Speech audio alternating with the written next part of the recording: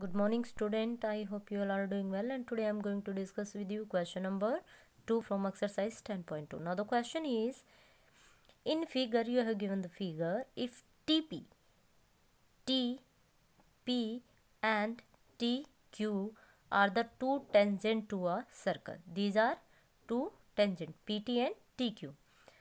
Center O so that angle POQ, the angle in the center is 110 degree. Then PTQ is equal to, you have to tell PTQ. You have to tell this angle. Okay. So let's start without wasting any time. First, we know that TP and TQ both are tangents. That means OP perpendicular on PT and OQ also perpendicular on this. These are the point Q and point P are the, what are these? These are the point of contact. And we know that the radius and the point of contact make 90 degree angle. Means ये क्या करेगा, यहाँ पे perpendicular होगा, है ना. जो radius होती है वो पॉइंट ऑफ कॉन्ट्रैक्ट पे क्या होती है, परपेंडिकुलर होती है. ये बात हमने थ्योरम में सीखी थी. So according to that we will write TQ and TP are tangents to a circle. This is given to you. And angle POQ is equal to 110 degree, so that OP perpendicular to PT and OQ is perpendicular to QT, right? So angle OPT is equal to 90 degree and angle OQT, that is also 90 degree. So when we talk about this quadrilateral PPTQO या OPTQ, okay, OPTQ is a quadrilateral, and we know the sum of the angles of the quadrilateral is equal to 360. So angle PTQ plus 90 degree plus 110 degree means 90 plus 110 plus 90 degree. 110 plus 90 degree, that is equal to 360. Angle sum property of a quadrilateral, right?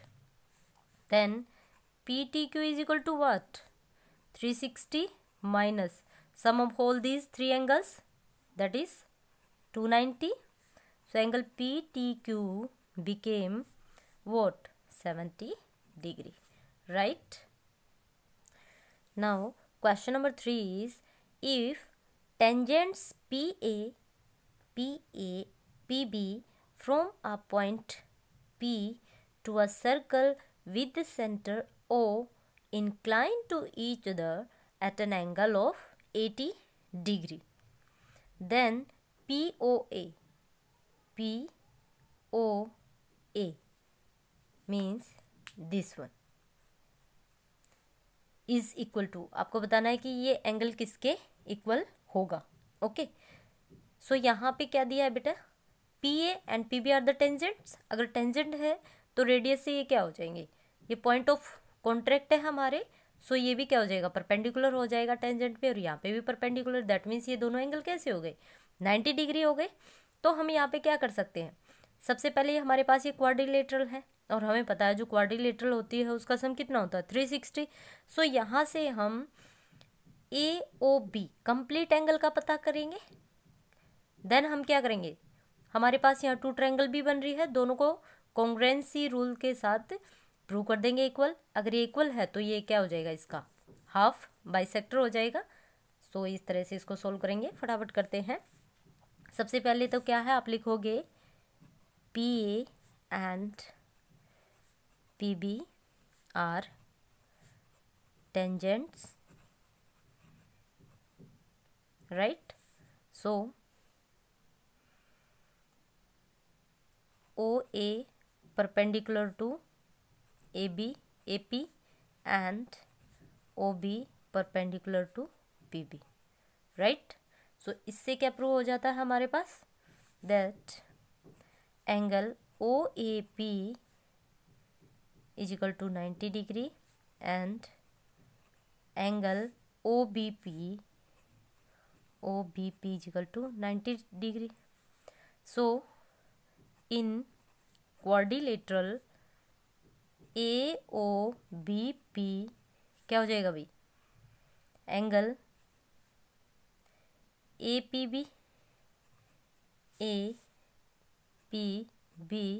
Plus angle PAO plus angle AOB plus angle PBO is equal to 360 होना चाहिए। Why, angle sum property of quadrilateral is equal to 360। So क्या हो जाएगा बेटा, यहाँ पे हमारे पास B और ए कितना है, बी और ए हमारे पास 90 डिग्री है। सो यहाँ पे क्या हो जाएगा, और ए पी भी दिया हमें, ए पी बी कितना दिया है ये हमारे पास 80 डिग्री, ठीक है। सो कितना हो जाएगा 80 डिग्री प्लस 90 डिग्री, ए ओ बी हमें फाइंड आउट करना है बच्चा, एज इट इज रखेंगे, एंड 90 डिग्री दैट इज 360। सम करेंगे तो कितना आ जाएगा, हमें तो एंगल ए ओ बी चाहिए, 90 plus 90 180 plus 8 that is 260 is equal to 360। Less करेंगे, एंगल ए ओ बी क्या आ जाएगा आपके पास 360 minus 260 that is equal to 100 degree, right. तो ये सभी डिग्री में होंगे, ठीक है।